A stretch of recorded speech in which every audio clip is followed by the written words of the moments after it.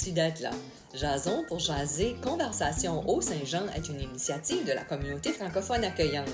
Mon nom est René Morel et aujourd'hui, j'ai le plaisir d'accueillir Claudia Lolo, qui est originaire de la Guadeloupe et qui est installée dans notre région depuis 2019. Bienvenue, Claudia! Bonjour René, merci! Je suis assez contente de t'avoir à mon émission Balado! Je suis contente d'être là aussi. Alors, parle-moi un petit peu de ton parcours. Tu es partie de la Guadeloupe, tu as fait un détour avant de te rendre au Canada. Parle-moi de ton parcours. Hein. Oui, alors je suis née en Guadeloupe et mes parents sont partis en France pour trouver du travail. Donc, j'ai immigré. Ma première immigration a été en France. C'était un peu difficile. Je voulais pas quitter mon pays. Tu étais jeune? J'étais jeune, donc je comprenais pas pourquoi on devait quitter mon pays. J'étais bien. Et premier contact avec l'hiver a été violent parce que je savais pas qu'est-ce qui se passait. Tu avais quel âge à peu près? Oh, j'étais adolescente, donc... Pas évident, ado. Non, pas évident, et donc voilà, et ce qui fait que, première fois que j'ai vu la neige, j'étais bloquée devant la fenêtre, je comprenais pas qu'est-ce qui se passait, j'avais eu peur. La neige en France? En France, oui, en France, pas encore au Canada. Et quand je suis arrivée au Canada, je me suis dit, pourquoi j'ai eu peur en fait? La neige en France, c'était rien. Ici, oui, j'ai eu peur. Affolée. Mais bon, donc voilà, et j'ai vécu ma vie en France. J'ai commencé à travailler, j'ai eu mes enfants et au bout d'un moment, on voulait déménager avec les enfants. J'avais commencé à faire mes paquets, à faire mes cartons. Et on s'est dit, bon, moi j'avais un rêve depuis longtemps parce que je devais venir travailler. J'avais un emploi qui me permettait, 20 ans plus passés, de venir travailler au Canada. Et j'ai eu peur à ce moment-là. Donc, j'ai dit aux enfants, j'ai toujours voulu aller visiter le Canada. Nous sommes venus en vacances en juillet 2018. Et on a aimé ça, on a adoré ça. On ne voulait plus partir. Donc, nous sommes revenus en France et j'ai commencé les démarches. Et est-ce qu'originalement, vous vouliez venir au Nouveau-Brunswick ou au Québec? Ou comment ça s'est fait que vous êtes arrivé ici? En fait, l'idée, c'était, quand nous sommes venus en vacances, on a fait un mois au mois de juillet, c'était à Granby. Et on a aimé, vraiment, on a adoré, on voulait être dans cette région-là. À Granby, au Québec, oui, au Québec. Donc, on a vraiment beaucoup aimé.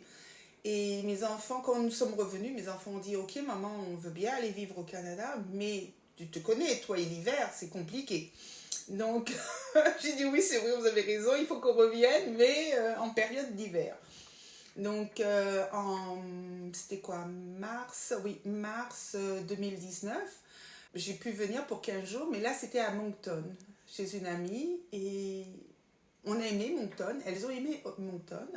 Et j'avais dit à ma famille et mes amis, je pars 15 jours au Canada pour voir qu'est-ce que c'est l'hiver.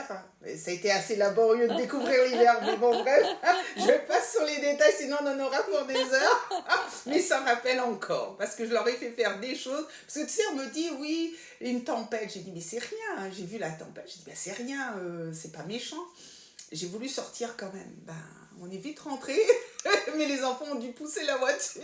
Oui, c'est ça. Quand on n'est pas habitué de conduire l'hiver, au Canada, c'est pas là. Parce que la neige est montée très vite et du coup, mes enfants étaient en train de pousser la voiture pour qu'on puisse rentrer. Donc oui, non, on s'en rappelle de la tempête, on sait. Puis de Moncton, pourquoi Edmundston ou la région du Nord-Ouest? En fait, pendant que j'étais là, pendant les 15 jours, juste avant mon retour en France, j'ai postulé... j'ai fait des candidatures spontanées. Et une chef d'entreprise à Grand-Sault voulait me rencontrer. J'ai fait l'entretien, elle m'a dit « Ok, je vous embauche ». Donc, je suis rentrée avec un contrat dans les poches. Et là, on a précipité les cartons. Et je suis arrivée sur la région du Nouveau-Brunswick comme ça. Mes enfants, eux, ils sont venus après moi et quand ils sont arrivés, ils ont dit « Maman, on ne veut pas rester ici, Grand-Sault, il n'y a rien, c'est pas possible. » Oui, j'ai des ados avec moi, presque des adultes, donc c'était un peu compliqué. Donc, ils ont accepté de venir à Edmundston.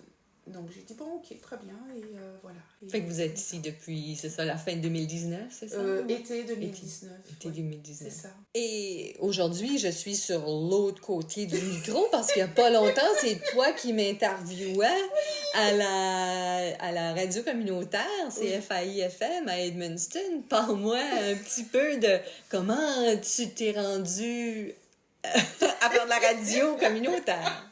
Mais comme tout mon parcours au Canada, tu sais, tout arrive comme ça, bizarrement. Et c'est vrai que moi, je suis quelqu'un qui, quand on me dit, tiens, on a besoin de quelque chose, on a besoin de quelqu'un, je suis toujours présente. Je dis toujours, oui, on fait l'expérience. Mes enfants ont vécu tellement d'expériences avec moi, ils me disent, mais la vie avec toi, maman, c'est une aventure. C'est une grande aventure parce que tu pars dans toutes sortes de projets. Et en fait, comme je suis bénévole dans pas mal d'organismes, le CRA-NO cherchait des bénévoles pour faire de la radio. Ça, c'est le centre de ressources pour Centre nouveaux arrivants au nord-ouest. Voilà, exactement. Donc, moi, j'ai dit, ok, allons-y, on va faire ça, on va expérimenter. J'avais jamais fait ça de ma vie. J'ai fait beaucoup de choses, mais ça, je l'avais pas encore fait. Et en fin de compte, j'ai pris goût. Sauf que j'ai quitté l'émission que nous avions parce que je travaillais, ça collait pas avec les horaires. mes horaires. Ça, c'était l'émission Chez nous, chez vous, les jeudis soirs? Oui, c'est ça, exactement. Et donc, ça collait pas pour plusieurs raisons. Et finalement, quand j'ai dit à la direction que j'allais arrêter, ils m'ont dit, mais non, non, non, on a besoin du monde, tu peux pas nous lâcher. Et moi, je peux pas entendre ce genre de mots. Ils m'ont dit, est-ce que tu peux avoir des projets et on te suivra, tu nous parles et tout. Et le soir même, j'ai eu cette idée de créer l'émission Notre région nous inspire. Ma fille m'a aidé un petit peu sur un peu le concept parce que ça commençait à fulminer dans mon cerveau. Donc elle m'a aidé à me reconcentrer et finalement l'émission a vu le jour très rapidement. Et voilà. C'est les samedis matins de 10h à midi. C'est ça, exactement. Et j'invite différentes personnes de la région ou des organismes pour pouvoir parler de ce qu'ils font. Et tu as une co-animatrice? J'ai une co-animatrice, Denise Bernier, qui fait l'émission avec moi et on rigole beaucoup. Qu'est-ce qui te passionne par rapport à ça?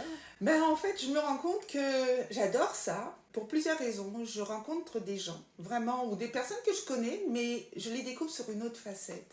Et je trouve ça vraiment très intéressant. J'aime pouvoir partager les choses. Eux, ils me partagent leurs connaissances.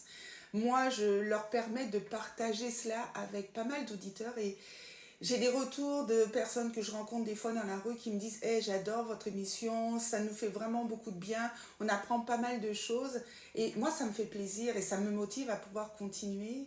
Et voilà, et c'est tout. C'est juste le plaisir de pouvoir rencontrer des gens super intéressants et de s'ouvrir aux autres et de pouvoir partager ça avec les autres. Tu fais beaucoup de bénévolat. Oui. Est-ce que tu as trouvé que ça t'a aidé à t'intégrer dans la communauté? Oui, beaucoup, beaucoup. Je pense que je ne me serais pas intégrée si je n'avais pas fait du bénévolat. Mais je suis une nature qui est comme ça, qui aime faire du bénévolat. En France, je faisais autant de bénévolat que je le fais ici. Donc, c'était évident que j'allais en faire. Tu as une autre passion, la cuisine. Ça a été une passion professionnelle aussi? Oui. En fait, donc, mes grands-parents et mon père...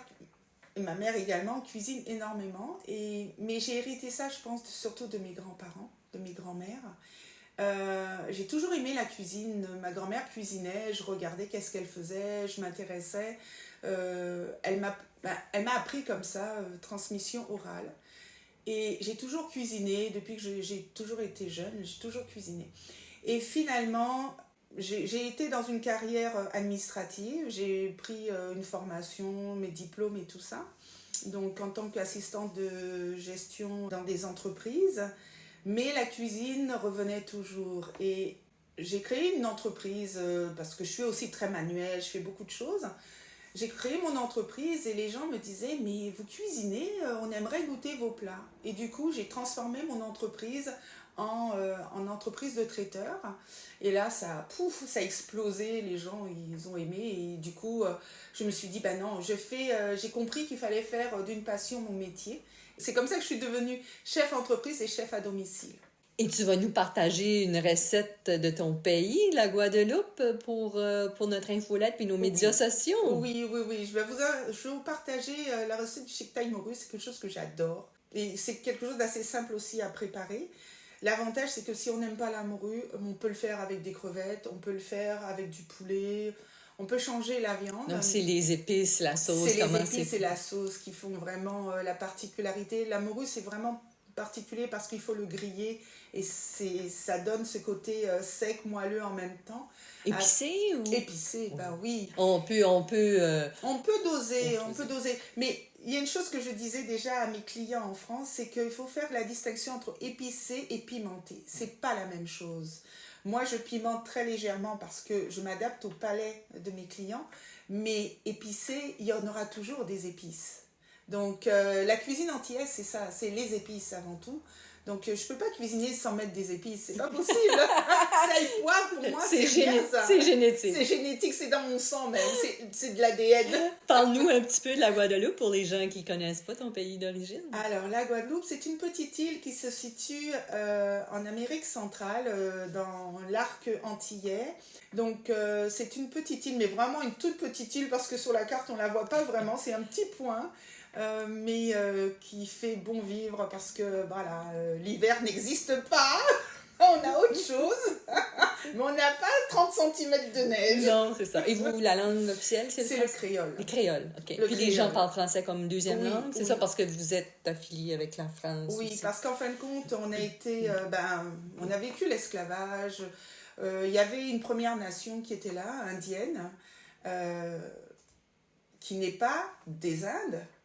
Parce que c'est ça qu'il faut faire. C'est les autochtones, les indigènes. Voilà, oui. Exactement. Et donc, il y a eu des Français qui sont venus, il y a eu différentes nationalités qui sont venues dans tout l'arcade antillais, qui ont peuplé, en fin de compte, cette arcade-là. Et ils ont ramené également des esclaves africains, ils ont ramené des esclaves indiens également. Donc, moi, dans ma famille, du côté de papa, c'est des Européens, des Blancs.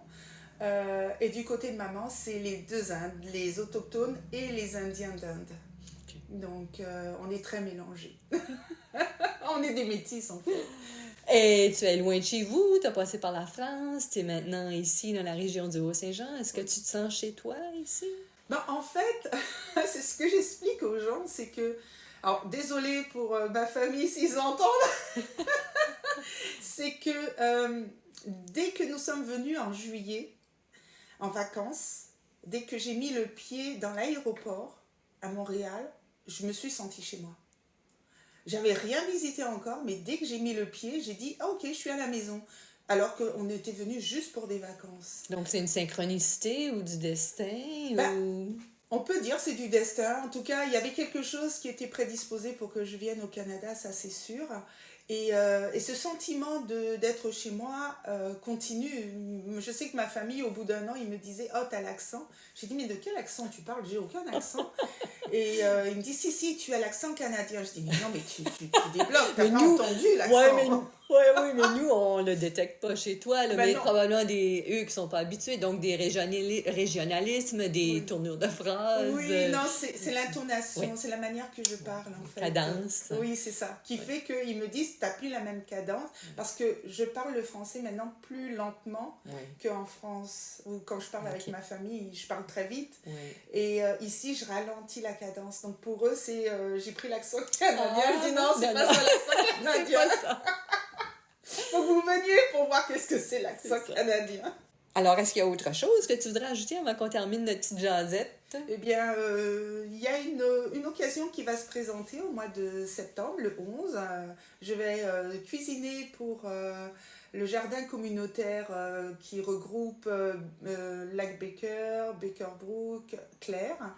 Donc, ils se font une petite fête pour clôturer l'été. Donc, c'est moi qui vais faire une partie des collations. Alors, des légumes avec une petite twist antillaise. Oui, obligé. Obligé. Alors, je vais essayer de faire... je verrai parce que ça va être une cuisine qui va être un petit peu mélangée.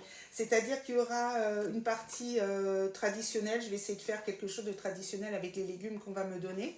Et l'autre partie où je vais créer un plat juste pour l'occasion.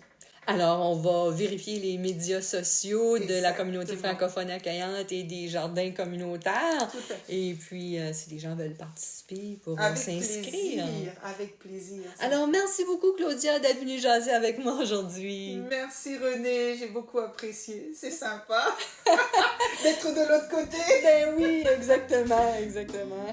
Et merci à vous, chers auditeurs et auditrices, d'avoir été des nôtres. Je vous invite à vous abonner à notre chaîne et ne pas oublier de cliquer sur l'icône notification pour ne pas manquer nos prochains épisodes. Et surtout, n'hésitez pas à partager dans vos réseaux. Cette émission est une réalisation de la communauté francophone accueillante qui regroupe la ville d'Edmundston, la communauté rurale de Haut-Madawaska et la Première Nation malécite du Madawaska dans le nord-ouest de la province du Nouveau-Brunswick. Ce projet est rendu possible grâce au financement du ministère de l'Immigration, Réfugiés et Citoyenneté Canada, tout droit réservé en cette année 2022. Merci et à la prochaine!